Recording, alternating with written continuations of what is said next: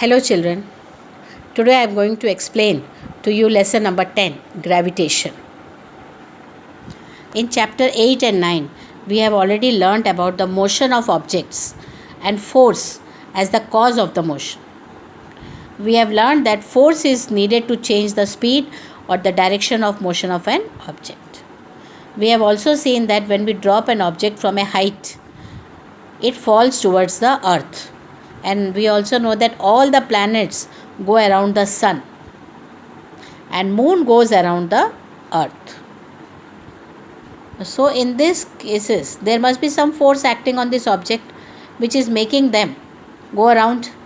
Sir Isaac Newton, he said he could grasp that same force is responsible for this motion, and he named this force as gravitational force. So in this lesson we are going to study about gravitation, what is universal law of gravitation, and we will also study the motion of objects under the influence of gravitational force.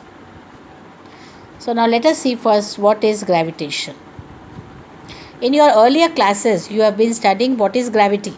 So gravity is the force by which earth attracts everything towards itself. So now we are going to study what is gravitation. There is a story which says that once Newton was sitting under a tree, an apple fell on him and he started thinking.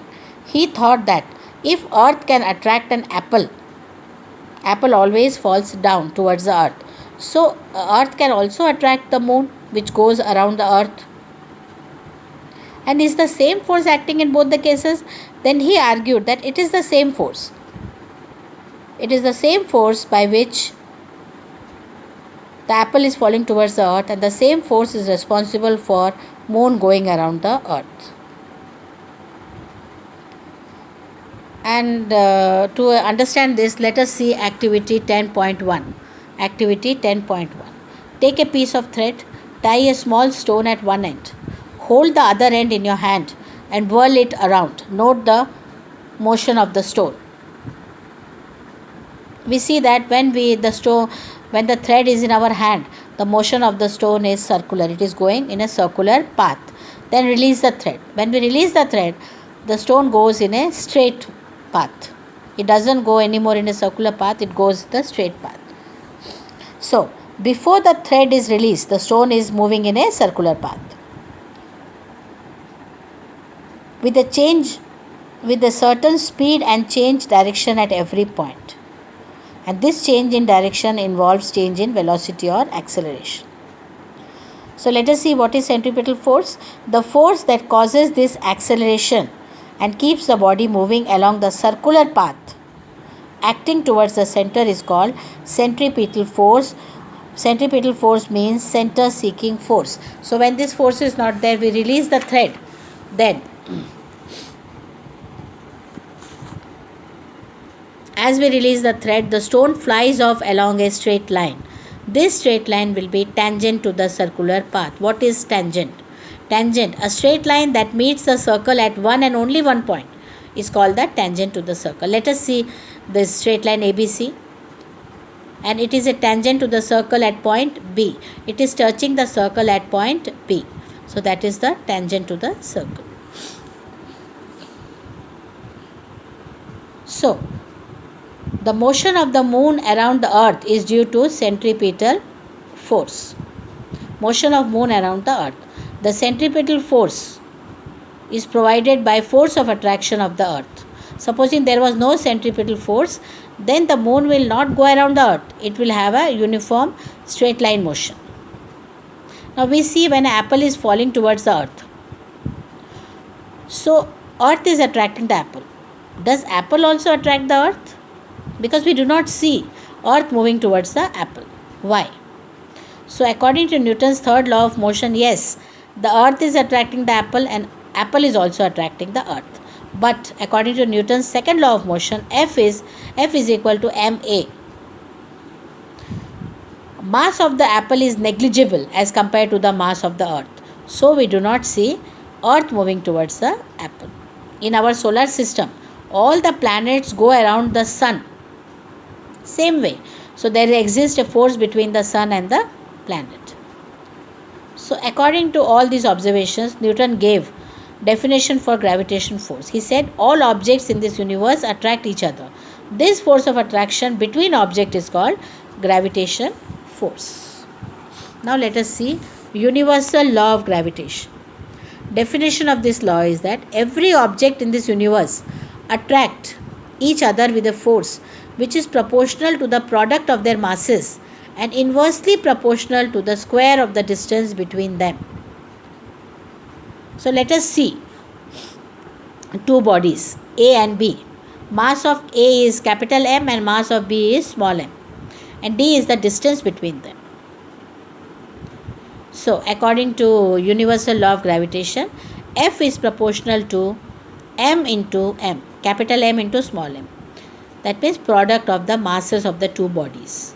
And F is inversely proportional to the square of the distance between them. So F is proportional to 1 upon d square. Combining these two, we get F is proportional to capital M into small m upon d square.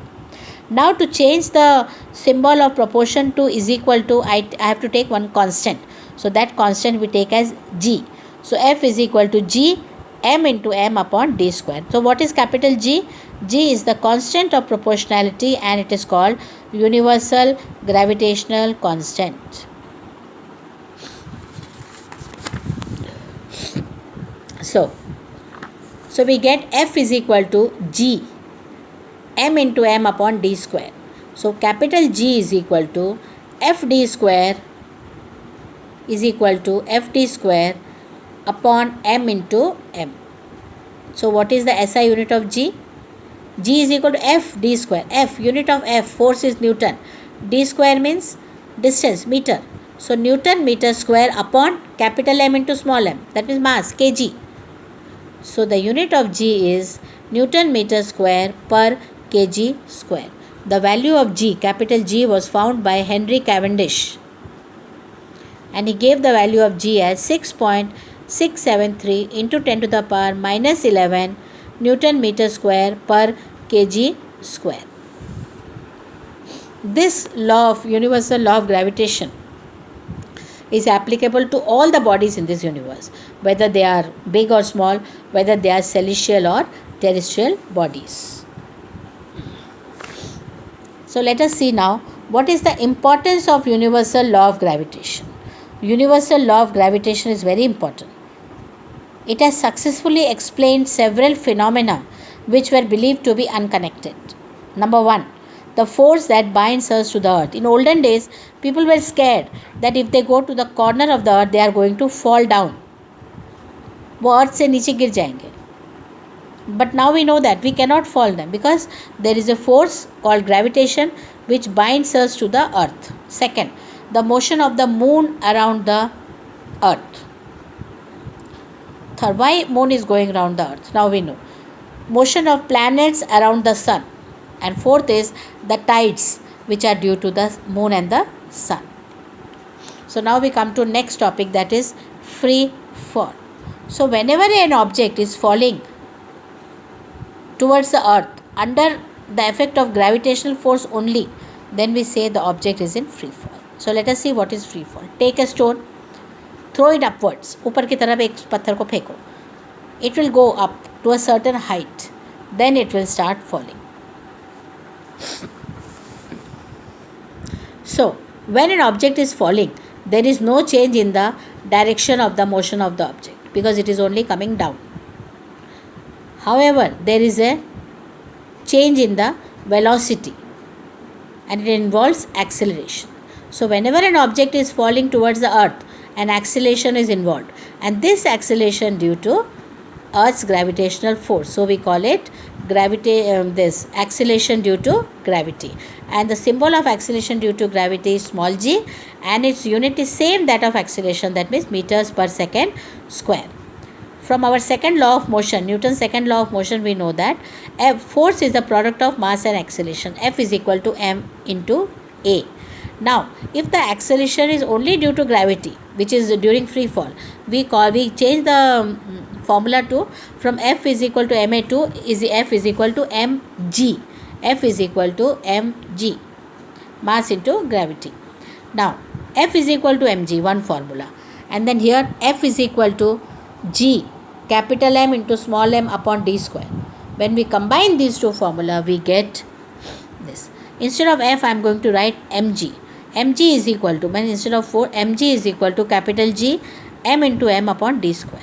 Now small g is equal to capital G m into small m upon m into d square. Small m will get cancelled, so we get small g. Acceleration due to gravity is equal to capital G, universal gravitational constant, into capital M, mass of the earth, upon d square, radius of the earth. Now let us put all the values in place and calculate the value of g. So small g is equal to capital G. Value of capital G is 6.67 into 10 to the power minus 11 Newton meter square per kg square. Capital M, mass of the earth, is equal to 6 into 10 to the power 24 kg. Radius of the earth, R, is equal to 6.4 into 10 to the power 6 meter. Put the values, calculate, we get the value of small g is equal to 9.8 meters per second square. So dear children, in this lesson we have seen what is gravitation. What is gravitation we saw. Then we saw universal law of gravitation, its derivation and the importance of universal law of gravitation. Then we saw what is free fall. Then we saw what is acceleration due to gravity, small g, its derivation, and also we saw its value, to calculate the value of g. So with this I finish my video, and to complete the lesson I will make some more videos. If you haven't understood any point, please message to me. I will try to answer your queries. Thank you.